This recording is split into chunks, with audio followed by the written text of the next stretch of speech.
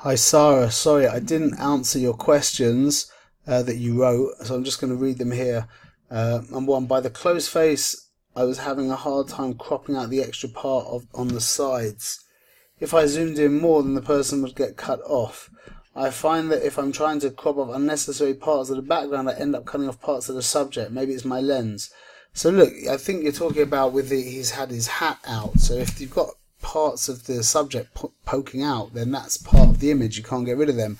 So you can't compromise your subject for cropping in close, as in you always have to keep the subject there. So you have to basically make a cheshbon if it's worth cropping off a part of your subject to keep everything in close. But if there are things jutting out, like his hat for example, then it would probably be a better idea to leave the hat and to give in and have a little bit of extra room floating around. Okay, that was number one. Number two, what to do about shadows on the face and squinting eyes from the sun. So I spoke about that in the video.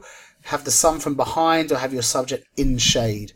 Different people's eyes have got different sensitivity to light, so it really does depend on the person and on the level of the light in regards to squinting eyes, but getting people into the shade generally helps.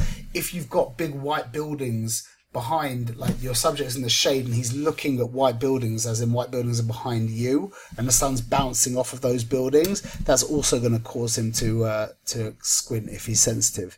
Okay, number three, what are we aiming for more, to get the subject to look at us or to look sideways into space?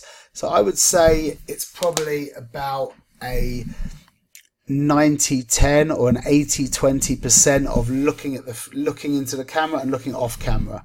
Maybe like 85% looking at camera and 15% looking off camera. I'll take a picture, I'll try and get interaction with my client straight on looking into the camera, and then after I feel like I've got those pictures, I'll just tell them, just look over there at the tree over there, and then I'll get a picture of them looking off into space. Okay, I hope that was helpful. All the best.